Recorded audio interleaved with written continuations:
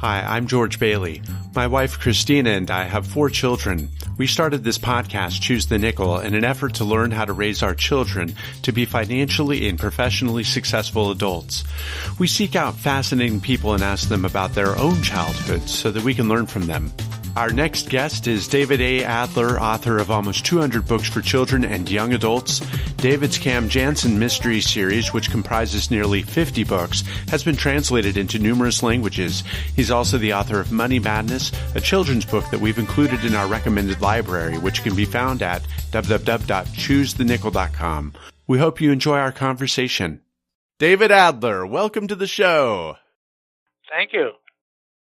So I have to ask, I've looked over your website and I've read your book, Money Madness, but then I saw that you have written so many other books. It's amazing. Where does that discipline come from? I was brought up, you should be working. There's no excuse for idleness. Writing is a very funny profession in that many, many years I had deadlines lined up. I had a chart next to my desk with a list of when books were due, manuscripts were due, and when they were coming out and everything. Lately, there's been not quite as long a list, and when I finish what I have to do, there are no deadlines ahead. I find things to do because I'm not comfortable being idle. Wow. So when you say that you were not comfortable being idle when you were raised to work, what particular experiences did you have in your childhood that forged that personality? I know what I did when I was young. I don't know what experiences forged that.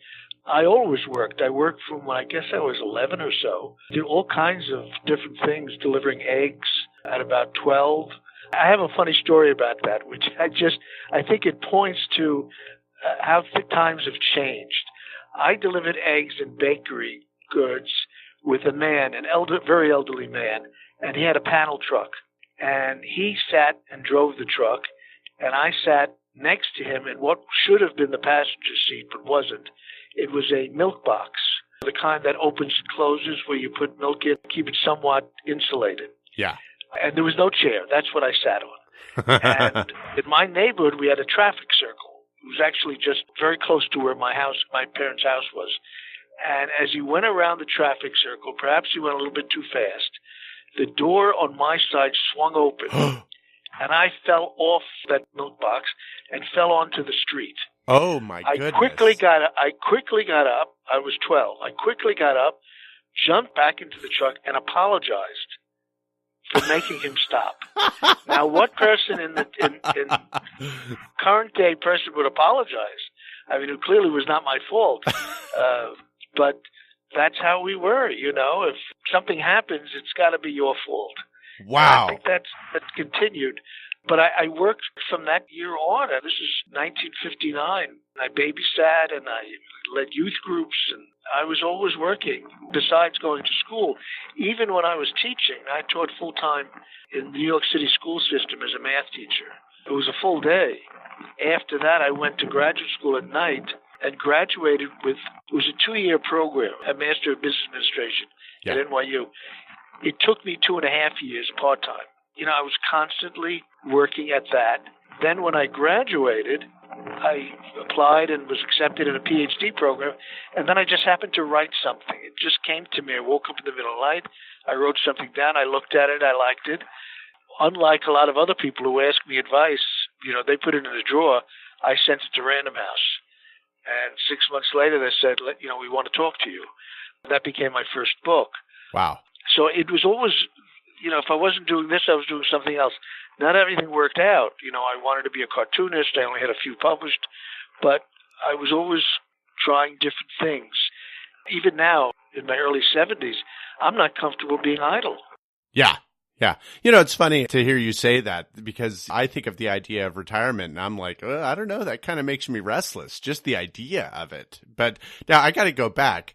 Apparently, you can tell a lot about a kid by his reaction after he falls out of a truck. I want to know, what was the reaction of the driver when you got back in and apologized? He said, "That's okay," and we drove on. That was the end of it, And let me just tell you how much I got paid. Oh yeah, I get paid 50 cents an hour, It was a funny. He would bring baked goods. All during the week he delivered eggs, and on Friday he delivered baked goods, plus the eggs. So all the customers who wanted baked goods as well for the weekend, he would deliver their eggs on Friday. He had these baked goods. It was all in the back of his truck, and he knew where he put them. He knew what people ordered. He knew where he put them. At one point, one Friday, he couldn't find the rolls that he had put away. Now, he wasn't going to the supplier because his service was he was bringing baked goods from Brooklyn, which was a long way, not a long way, but, an hour's drive from where we were. So he wasn't going back there.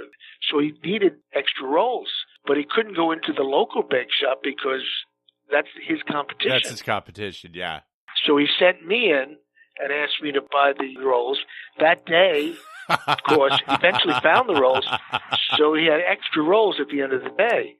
So my pay that day was 50 cents an hour, plus I think it was like 4 rolls or something. Bonus rolls. Yeah. A little bit of espionage for against the competition there. I like that. So your style of writing requires that you put yourself in the shoes of children. And you and I have talked about this before, that you spend some time figuring out, what is it that kids are going to get? What is it that kids are going to get really excited about? How is it that you achieve that? You're the first to ask, can I speak to adults? When we speak to different people, we speak in different ways. I've been asked, because I do a lot of speaking and visits to schools. Let's say a school is a K-6 school. Is my program different for the kindergartners than it is for the 6th graders? And I tell the teacher or the principal, whoever's speaking with me, that if I would explain to this adult the writing process, or I would explain the writing process to a 6-year-old, the writing process has not changed. Yes. It's only the way I present it that's changed. In other words, I can't tell you that I don't rewrite because you're 6 years old, but I tell an adult that I do because I do. Mm-hmm. So the process doesn't change. It's just the way we explain it. And I would challenge anyone, I would say 90% of anyone you speak with, if you said, how would you explain this to a 6-year-old? How would you explain it to an adult? Whatever the subject is, it would be done differently. So you just have to be aware of your audience when you're writing, just as you are when you're talking to someone. I find the most difficult audiences to speak to are the mixed audiences. The ones with kids coming to a program with their grandparents. I mean, who am I speaking to? Yes. So that's when it's difficult. But I don't think anyone, or most people, have difficulty adjusting what or how they say whatever they're saying to the audience. Yeah. I mean, you look at who you're talking to. You're talking to a kindergartner. They ask you a question. You answer the question. You don't go into all kinds of detail beyond what they can understand. I don't think that's so strange. I tell you what I did find strange. I did a lot of books on the Holocaust. I interviewed 50 survivors or more for one of my books and intertwined their recollections with the history. So here's the history, and here's what happened to me personally, and then alongside that book was a photograph of that person as close as I could come to the time he or she was speaking of. Before I used any of the quotes, I wrote them up and then showed it to the person, the survivor, who would then sign off that it's okay to use this, and this is what I said. Almost everyone, I would say 48 out of the 50, if it was 50, it may have been more, approved without any changes. But one person, and he was, I don't know if he's still alive, was a lawyer. He was an American soldier who liberated one of the camps. And he looked over what I had recorded from him, and he had to change it. He changed it to legalese, because that's how he writes things down. It's not how he talked. When he spoke to me, it was normal conversation, but he wrote it down in legalese. I didn't think it read well, but I'm quoting him, so that's how it appeared in the book. So what happens is sometimes, like I'm talking to you now, regular conversation. Yeah. Sometimes when people sit in front of a computer or put a pen in their hands, it changes. Now I have to use big words to impress you. That's the thing I don't do, is change when I sit down and write. I just write hopefully the way I speak. And I think that makes it easier reading. Yeah. Well, I would say, though, that I do believe that you do intuit very well how it is that children will receive your message and that you have fine-tuned that skill, because I've noticed, I've watched people explain things. I was a teacher before, and I've watched other teachers explain things, and I've thought to myself, no one's going to get that. And so there are times when I've watched people not quite read their audience as well. And so what I'm wondering in a way is, how can we encourage parents to make sure that they really read their children as they explain difficult concepts so that their kids aren't glazing over and not missing the message? I have a different idea. Sometimes my kids obviously ask me questions, and sometimes it was easy to answer, but other times I wasn't satisfied with my answer. So I went to the library. And if you think of children's books, nonfiction, what those really are scripts for the parents. Child asks you, why is the sky blue? I mean, you may go into a whole explanation, but who are you to explain that? You're not a scientist. Go to the library, get a picture book on why is the sky blue, and read it to your child, and hopefully it explains it very well, better than you could, and who would expect you to be able to explain that well? That's not your field.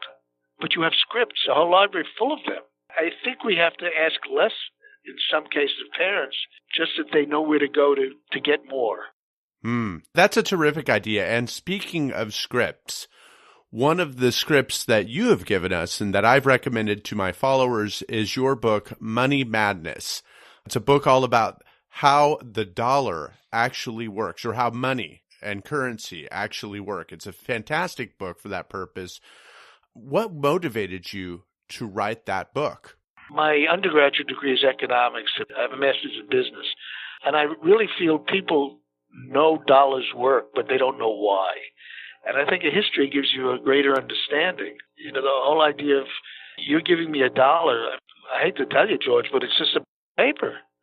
Why does that have value?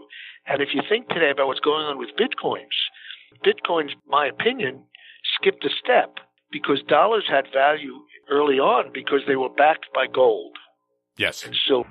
You could take $1 and get gold for it. But if you wanted to carry $100 around, well, today it would be very little in gold. But if you in silver, for example, today, I mean, you'd be limping, because one side of your, the pocket with the coins would be very heavy. So instead of that, we'll give you an IOU. That's what paper money was. You could turn it any time for silver. So that we could understand. It had value because it was backed by gold and silver. So now we started from something which made a lot of sense, but now, many years ago, the gold and silver was taken away. Now what backs the dollar? Well, what backs the dollar is that people accept it. It's backed by bread and milk and fruits. You take it to a store, you can buy what you want with it. But intrinsically, it's not really backed by gold and silver. It doesn't have any real value in and of itself, but because people accept it. And that was a strange thing with Bitcoins. People accepted it. Now they're beginning to question it. So it went down from close to $20,000 a Bitcoin down to, I think it's between $3,000 and $4,000 now. Yeah. And it recently took a massive hit in the news. Yeah, but it's one thing to explain to a child something that they have no connection to. Money they have connection to. They use it all the time. So shouldn't they understand something about how it works and why it works? I mean, I have grandchildren not even aware that if you go to a different country, they use a different currency. There are a lot of things you could say, I could live my whole life and not understand that. But this is something you use every day. Shouldn't you understand what you're doing and what's going on in all these transactions? And I thought there were misconceptions with how money has its value and why we need money. You could say, I don't need money. And then I start with the barter, how that started, how that would work today. I just think it's interesting and it's relevant because we use it. We use money. When they talk about political elections in the United States, I don't know which president it was, but he told his campaign workers, it's the economy, stupid. I think that was Clinton. I think so too. I think that I'll go check that, but I'm pretty sure you're right. Yeah. This is basic. And there's other stuff. I mean, I've written about a lot of other things that are not as closely related. I did a book that just came out on light rays. Well, I don't know why you need to know that. I mean, it's interesting, and you should know things that you don't necessarily always need. But money you do need. You need to have it. You need to use it. Maybe you should understand it. What was interesting to me about reading that book is that I had a few aha moments. And I had heard about, I had thought about bartering and how money was a very useful replacement for bartering, and how if you're someone who sells cows, then what do you trade for an ear of corn? Yeah. And so I was aware of some of that, but there were a couple other eye-openers. Again, that's a book that if you're listening to this, I really recommend that you go check it out, go buy it. It's a terrific addition to a library. And so thank you very much for that contribution. Now, do you ever find yourself going back to your childhood to explore the types of books that you wish had been available then but were not? I think the Cam Jansen is an example of that. And, Cam Jansen and the picture book biography series. Let me go to the biography series first. When I was in elementary school, there was a series called Childhood of Famous Americans, and it's been reprinted since. And I read a few of them, and I loved them because he was the life of Lou Gehrig told for, I guess, 8 to 12-year-old readers. And I read that one. I read a few others. Then I read George Washington. And all of a sudden it dawned on me that there were conversations in the book between George Washington and his mother. And I asked my mother, I said, how did the author know what George Washington's mother said to him? There were no tape recorders. Nobody was taking notes. How did she know the exact conversation? So my mother said that part was probably made up. That was the last book in that series I read, because now I don't know what's true and what isn't. I know some of it isn't true. How much of it? It was really a book of historical fiction. Years later, one of my sons had to write a book report on a biography. He was probably in 3rd grade, maybe in 4th grade. And I went to the library to look for biographies on his level. There weren't any. They were all historical fiction. And they were also somewhat older, but they were historical fiction with all this made-up dialogue. And I don't know what else was made up. So I then decided we needed strictly nonfiction for very young readers. Turned out it was innovative at the time. Now loads of people have come in to do it, but those books became very successful. Now on a subsequent, I did a lot of older level biographies as well. My longest book is a biography of George Washington, a fascinating man. But anyway, one of the first biographies of George Washington was written by a man named Reverend Weems. He was a minister. Washington had actually come to his church. He knew him tangentially. They weren't close friends or anything. So he decided when Washington died to write a biography of him. And it was geared for, I wouldn't say young children, but for, I guess 8 to 12s or 10 to 14-year-old children. And it was very successful. And then he realized as a reverend that he could use this as a vehicle to teach good values to these children. What's a good value? Honesty. So he made up this cherry tree story. Now think about the irony of the whole thing. Here's a man who wants to teach children to be truthful. Yes. So how does he go about doing it? By lying to them. Is that cherry tree? I've always wondered about the origin of that story, because I knew by the time I was probably 12 or 13, people had started saying, oh, that's a lie. But how did we know it's a lie? And where did the story originate if it didn't originate in George Washington? And there you have it. Thank you very much. Reverend Weems. So I did this biography of George Washington, an older level book. It's over 300 pages. My approach to all of these biographies is try to get sources closest to the time of the subject. Yes. Not closest to my time. In other words, don't get a book that came out in 2018 if you get a book that came out in 1818. So I got a lot of books about Washington. That was no problem finding source material. A lot of books about Washington, some from people who actually knew him. One of them was this Reverend Weems. But when you see that the early ones didn't have that story and the later ones did, so how did I judge whether this was the books I was looking at were reliable biographies of Washington? First thing I looked for was the cherry tree story. If that was in there, I said to myself, don't trust what else is in here. You have to verify. If it wasn't in there, or it was said to be not a true story, then I said this might be a very reliable biography. Yes, yes. Well, that's a terrific contribution to be able to have these biographies for kids. I love learning about history. I love teaching my kids about history. As for you as a child, were you a big reader then? I would say not big and not small, just an average reader. Yeah. I love sports books, baseball especially, fiction mostly. It enabled me to extend the baseball season beyond the 7 months or so. So in the winter, I curl up with a good baseball story. I want to go beyond this truck story where you fell out of the door. Yeah. What about your experiences with your parents and the way in which they educated you about work and finance? I was the second of 6 children. Money wasn't plentiful. My parents always worked. My parents would take a week and a half off in the summer, but basically they always worked, and that was the example that they set for all of us. And I'm thinking now about all my siblings. We're all, I wouldn't say workaholics, but we're very seldom idle. I mean, I was asked, I do a lot of speaking in schools, and there's questions and answers at the end of the program. I've been asked many times, because they look at me and they say, why are you still working? And they say, why don't you retire? And I answer, what would I do when I retire? And they said, then you could do something you like. I said, but that's what But that's what I'm doing now. I'm doing what I like. So there's really no need to. But I don't quite know what I would do if I got up in the morning and had nothing to do. So the reason I write so many different kinds of books is because when I have nothing to do, nothing contracted, then I come up with something. Yes. So, and usually I come up with something. For example, if I would come up with an idea for a picture book biography, well, I have a publisher who does that for me. They publish those books. If they're not interested in the next one, I'm not going to write it for another publisher because that wouldn't be right. I do picture book biography with this publisher. Why am I doing it with that publisher? So I come up with different genres, different types of books. Speaking of what I liked when I was young, I have 4 grandsons. When my eldest grandson was in kindergarten, he was just beginning to learn how to read. And their father, my son, is a real sports fanatic.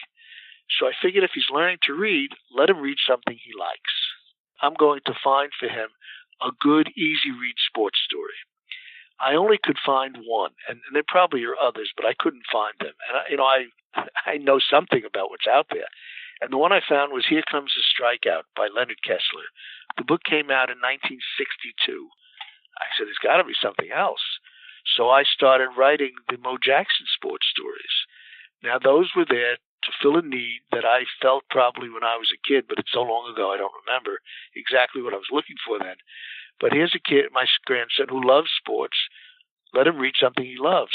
And then I wrote the first one, Don't Throw It to Mo. It's put out by Viking Random House. And that was a story written for kindergartners and first graders on sports. So don't read it because you have to read. Read because I think you're going to like the story. And that one, I just finished the 5th in the series. That one got the Dr. Seuss medal. So that set off the series in a terrific way. But a lot of what people don't realize is that we don't simply need good books. We need good books that we need. In other words, if there are hundreds of books like this, and yours is just as good as the others, we don't really need it. Nice to have it, but we don't need it.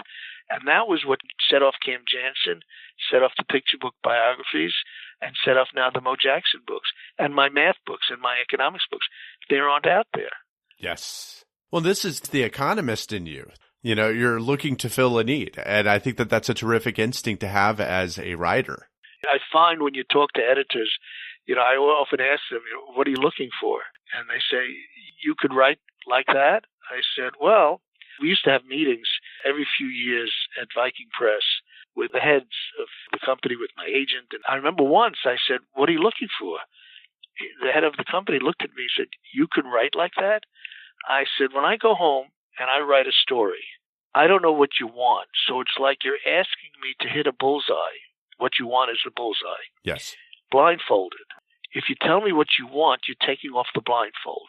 I may not be able to hit the bullseye, but at least I'll know what I'm aiming for. I'd worked for a while as an editor. I remember once somebody, it's a whole long story about, I had a complaint. I told him, this is what we need. 6 months later, he handed me a manuscript, and I said, that's not what I asked for. He said, don't I have creative license? I said, you do have creative license, 100%. Write whatever you want. I said, but we don't want that. We don't need it. And that's part of the job of a writer to write well and to write well to fill a need. If it doesn't fill a need, what good is it? If I invented a more efficient buggy whip, you'd say, great, I don't want it, but I'm glad you could invent it. If I invent something you do want or do need, then there's a market for it. That's the reality. When you read children's stories, they write these stories, and all of a sudden the story ends because they're tired. You can't just come up with a crazy solution to a crazy end to a story that doesn't fit the story. It might be creative, but it doesn't suit the story. Your story might be creative, but if nobody's interested in that subject or that type of a writing, I don't think unbridled creativity is really as creative as creativity that answers a question or solves a problem. Very thoughtful. You've mentioned your siblings, that you're number 2 of 6. What was the dynamic there? We were 4 boys followed by 2 girls. My brother Joe is 2.5 years older than I am. He was a math teacher until he did retire. My brother Eddie was the head of a blood bank, worked in a hospital. My brother Nathan is an accountant who just retired. He's a guide, a tourist guide. Caroline is a decorator, and Susan is a special education teacher. So that's what we all do. There's 13 years from top to bottom. Mm-hmm. My Joe, the oldest, is 13 years older than my sister Susan, the youngest. Did you guys get along? Yeah, pretty well. We did. I mean, it's not that we didn't fight, but we got along. We still get along, which is amazing. I'm close with all of my siblings, and we talk often. Joe, my older brother, lives just about a mile from me. I see him a few times a week, not always intentionally, but we're at the same places at the same time. And I speak with my siblings, quite regularly. So you've mentioned sports a few times in the course of our conversation, and I'm wondering if that was also a part of the sibling experience. Only 2 of us were interested in sports. I'm the second, and Nathan, he's the 4th. Joe had no interest in sports, and interestingly, his children have no interest in sports, although they're swimmers. They're very good swimmers, as Joe is, and I'm not. But Nathan and I used to play ball in the backyard all the time and compete. And Caroline and Susan, my sisters, have no interest in sports. And my parents really didn't value sports at all. And I wish I could point out to my parents now, look at all the sports books I've published. So it wasn't a waste of time for me, but they had no interest in sports either. I'll walk through Manhattan, New York City, with a Yankee hat on. And all of a sudden, people are talking to me who I never met before. Either they like the Yankees or they hate the Yankees or whatever. It's a connection that we have with other people. Like for some people, it's the weather. Boy, it's cold today. And they say, boy, that was a crummy game last night. That was a good game last night. We have connections with strangers, which is a wonderful thing. I don't think that I've thought about sports too much in that particular respect. I'm an avid A's fan. For anybody who's been listening, they probably picked up on that already. I like the social aspect, and I love reaching out to strangers and say, "You an A's fan? I'm an A's fan." It's a good feeling, so I can see what you mean about that.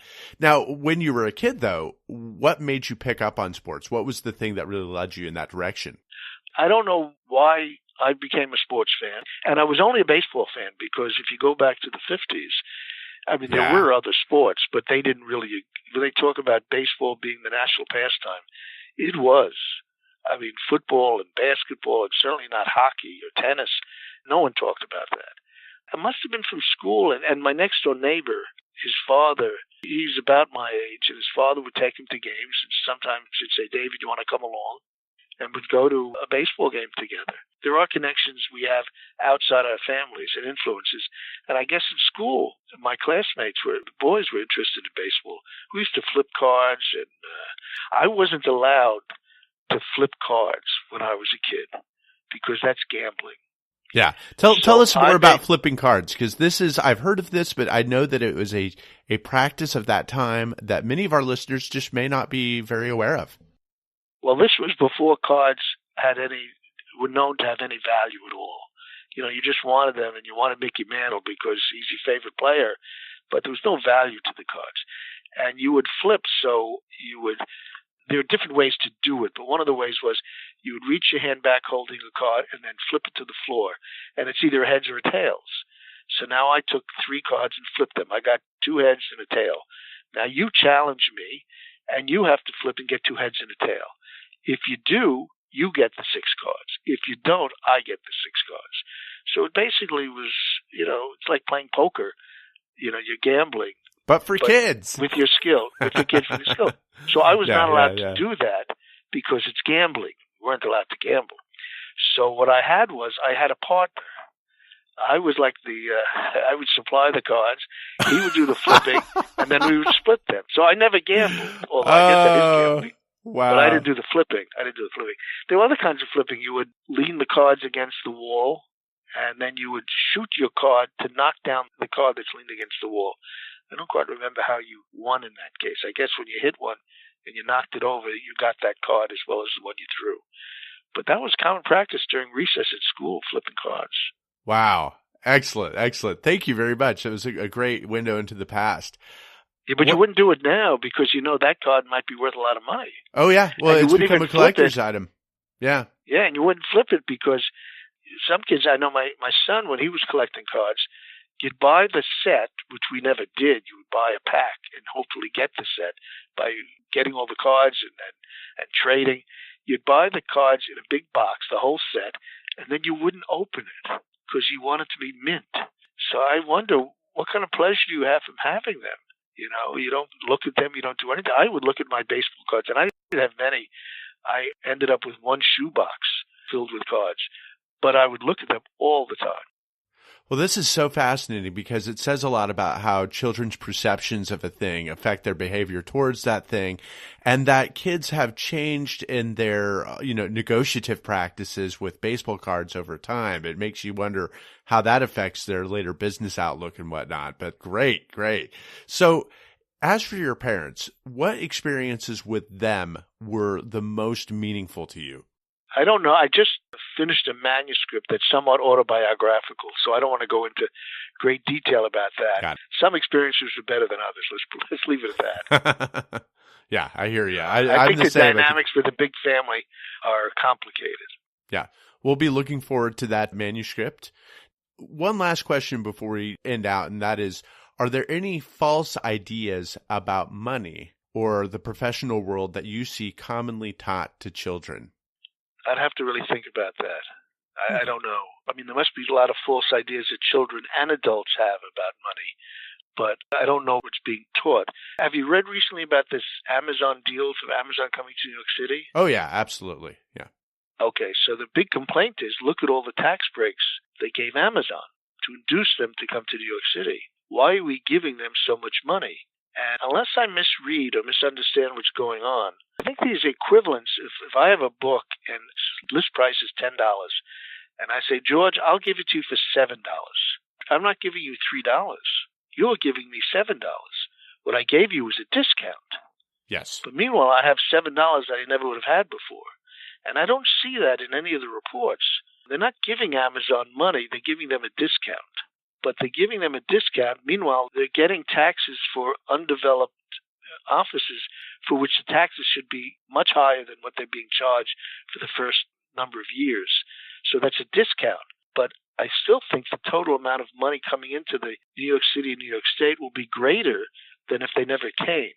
And then you add to that all the taxes that all the employees will be paying.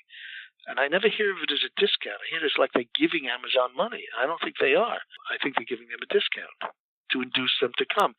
Just like Macy's is giving you a sale price to induce you to buy in their store. Believe me, Macy's is still making money on that pair of pants. So I think that's a misconception, unless I understand it wrong. And it's interesting, the way that we talk about taxes, I wonder how many people truly understand tax. Because I know that I really struggle to understand that concept. I do have one last question. I apologize. Yeah. What is your favorite charity? And if possible, what's a specific organization that you think needs a shout out for the good work that they're doing? I was on the board of a hospital in Jerusalem, American Committee for Shaare Zedek Hospital. My father was very involved as a volunteer. He was on the board. I was on the board for a while. So we were always very involved. They take care of Arabs and Jews. So that's, it's a charity that I've been involved with. So if there's one, that would be the one. What is it about that organization that means so much to you? Well, first of all, my family's been involved with it for a a few generations. My father wasn't the first. It goes back, I think, 4 generations. And it's really that they help everybody. People come from Jordan because the care there is so good. Well, I'll give you something that happened. This is sort of tangential. Of the 6 of us, the brother just younger than me was killed in 1979, so we're talking 39 years ago, as he was rescuing a woman, a nurse, from a rape attempt, and he was killed. So he had a hobby. Yeah, a long time ago. But yeah, it was. He got all kinds of posthumous medals, which it's very nice for us, but he doesn't know about it. Or maybe he does. Maybe he does. Get involved in that. Right? I'm not getting involved in that. The Carnegie Medal and all kinds of things. But he had a hobby. He was the one who was head of the blood bank. He had a hobby, and that was taking photographs of flowers with a close-up lens. Absolutely gorgeous. And he was apparently going to be submitting them to some kind of a book that was going to publish them. But then he was killed. Before he was killed, while he was still around, I had those photographs blown up and framed and hung in our living room to 11 by 14. Absolutely gorgeous. Now, once he died, my father was visiting the hospital, and he walked through the halls of the hospital. And I said, boy, does this look dreary here, People are here. They're stuck here. Why can't we do something to make the halls look nicer? I had the slides of the flowers because when they split up whatever he had left, they gave me the slides because I was the one who was making them into photographs, into prints. So he took a whole bunch of them, the nicest ones, he blew them up, he framed them, and he brought them to the hospital. And they're still, as far as I know, hanging up in the halls of that hospital with a notation, Edward M. Adler, 1948 to 1979. Those were his years. And I still have them hanging here, and one of my sons has hanging in his house. So they're hanging throughout that hospital. So that's another connection we personally have to the hospital. And I always found that when I gave them a check, and we became founders of the hospital, when I gave them a check, I was getting benefits 2 ways. First of all, I was helping the hospital. And second of all, my father was so pleased and so proud. I said, I got double bang for my buck there. Yeah. So my father, till he died at the age of 97, he was going around involving people and telling them about the work they do. And they do work for the immediate surrounding Mideast countries. People are sick, they go there for operations. They don't want it to be known, but they go there because they have the best care there. Even though Israel is a westernized country, around them they aren't. And people go there for heart operations and eye operations, and there are no questions asked. So it's really a peaceful way to help the area. David Adler, I want to thank you so much for your time. It really has been a pleasure to talk with you. Okay, thank you for calling. Thank you for listening. Be sure to check the show notes at www.choosethenickel.com for links to names, books, and other resources we discussed in today's show. While you're there, subscribe to your newsletter. Also, please like us on Facebook, subscribe to our YouTube channel, and share with your friends. We appreciate your support.